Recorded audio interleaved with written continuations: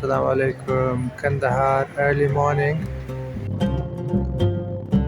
Here I am in the historic city of Kandahar in Afghanistan. To understand the modern history of Afghanistan and Kandahar, there is no other place that's more fitting than here. This is the tomb of Mirwais Khan Hutak. He is the father of the modern Afghan state, and we call him actually Mirwais Nika. He's the grandfather Mirwais, and here he lies. And he's important because he freed Afghanistan from the Persian Empire, and that is before Ahmad Shah Abdali. It's also a very beautiful and appealing place to come. And then this building, it's absolutely beautiful. So he was born in the 18th century. In 1709, he led a successful uprising against the Persian Safavi Empire, now Iran. He killed a general called Gurgin in a tactical move. He lived a very short life, 8 years only. 8 years after the capture of Kandahar, he passed away. But his son Shah Mahmud, he continued his legacy of expanding the influence in the region. And so in 1722, he captured Isfahan in Iran, in modern Iran. That was a significant city in the empire, and that actually led to the decline of the Safavi Empire eventually. Even though this empire had such a short life, but for Afghanistan it was a significant milestone, and for us he's an inspiring figure because he freed Afghanistan and he laid the foundations of the modern state.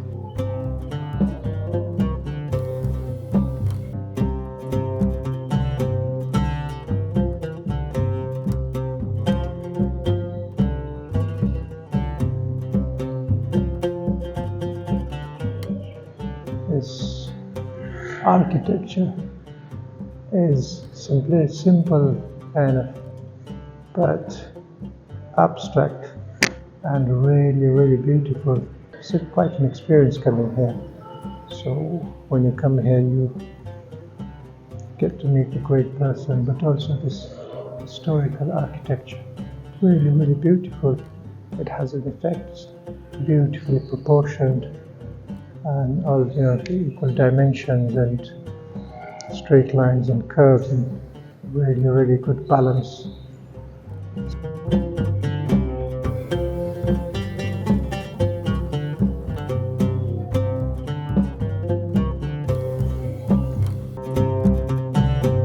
And now we have arrived at the city center of Kandahar. It's known as the Martyrs Square.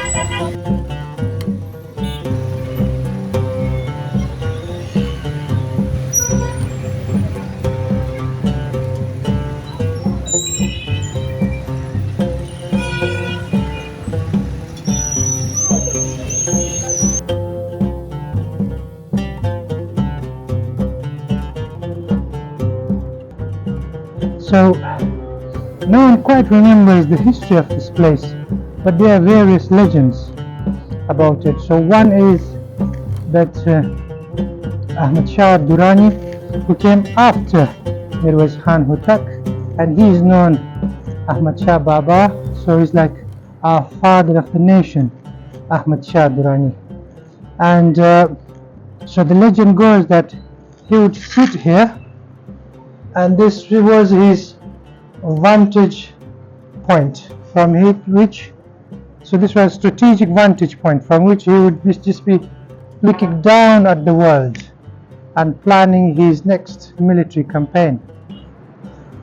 Another legend have it that he used to sit, that I don't know whether this king or the next one, that a king used to sit here, and whoever had an application or petition would have to climb all the way here to present himself to the king.